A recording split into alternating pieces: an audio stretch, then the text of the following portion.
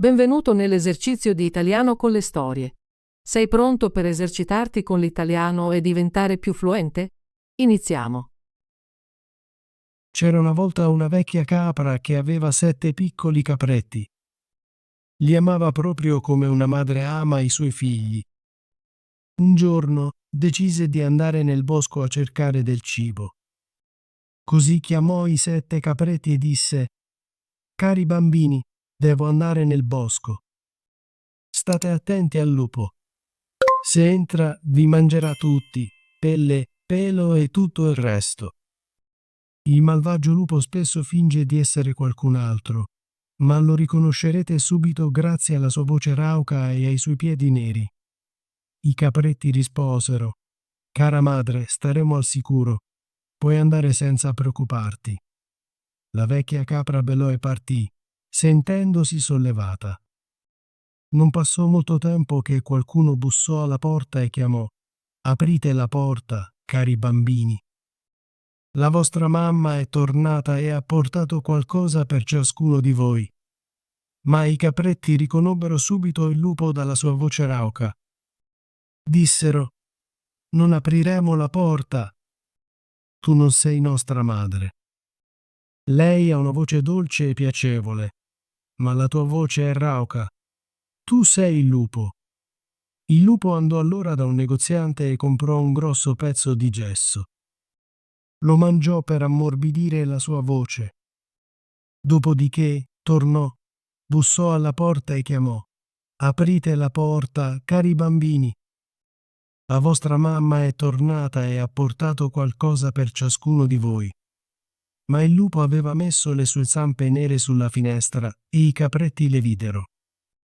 Urlarono: «Non apriremo la porta. La nostra madre non ha piedi neri come te. Tu sei il lupo». Allora il lupo corse da un fornaio e disse: «Mi sono fatto male ai piedi. Per favore, strofinami un po' di pasta su di essi». Il fornaio lo fece e poi il lupo andò da un mugnaio e disse: «Per favore, spargi un po' di farina bianca sui miei piedi». Il mugnaio pensò: «Il lupo vuole ingannare qualcuno», e rifiutò.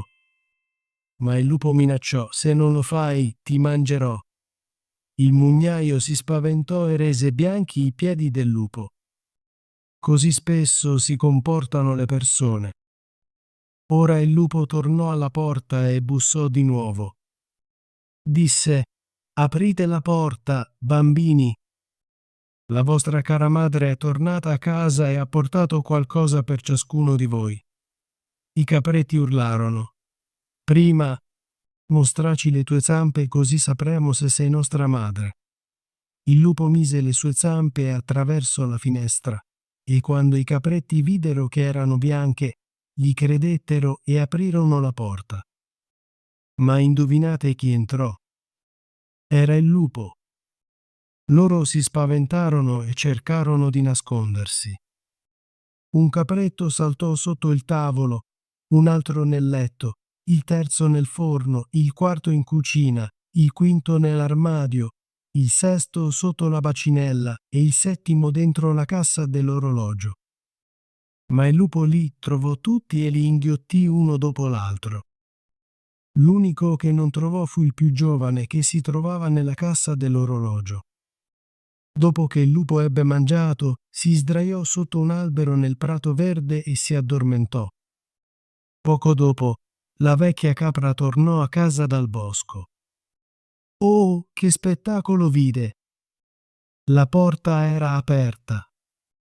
Il tavolo, le sedie e le panche erano tutte rovesciate, la bacinella era rotta e le coperte e i cuscini erano sparsi per il letto. Cercò i suoi bambini, ma non c'erano. Chiamò i loro nomi, ma nessuno rispose. Infine, quando chiamò il più giovane, una voce dolce disse: «Cara mamma, sono nella cassa dell'orologio». Lo prese e lui le raccontò che il lupo era venuto e aveva mangiato tutti gli altri. Immaginate quanto pianse per i suoi poveri bambini.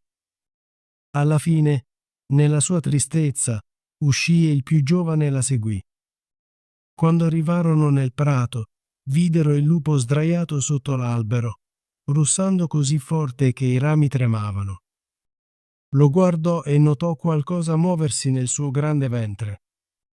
«Oh no», disse, «i miei poveri bambini che ha inghiottito per cena potrebbero essere ancora vivi». Il capretto dovette correre a casa a prendere delle forbici, un ago e del filo. La capra aprì lo stomaco del lupo e appena fece un taglio, un piccolo capretto sporse la testa. Poi, mentre continuava a tagliare, tutti e 6 i capretti saltarono fuori uno dopo l'altro. Erano tutti vivi e illesi perché il lupo goloso li aveva inghiottiti interi. Che momento gioioso fu! Abbracciarono la loro cara madre e saltarono felici. Ma la madre disse: «Ora andate a trovare delle pietre grandi e riempiremo lo stomaco del malvagio lupo mentre dorme ancora». I 7 capretti si affrettarono a prendere le pietre e ne misero quante più potevano nel suo stomaco. La madre lo cucì rapidamente affinché non si accorgesse di nulla e non si svegliasse. Quando il lupo finalmente si svegliò dal suo sonnellino, si alzò. Le pietre nel suo ventre lo resero molto assetato, così andò a un pozzo per bere. Ma mentre camminava, le pietre rattlevano nel suo stomaco. Disse: «Cosa ruggisce e rotola contro le mie povere ossa? Pensavo fossero 6 capretti, ma sembra siano grosse pietre». Quando si chinò sul pozzo per bere, le pesanti pietre lo fecero cadere dentro e affogò.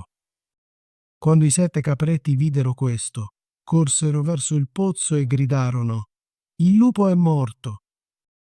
Il lupo è morto!» Ballarono di gioia attorno al pozzo con la loro madre. Ottimo lavoro!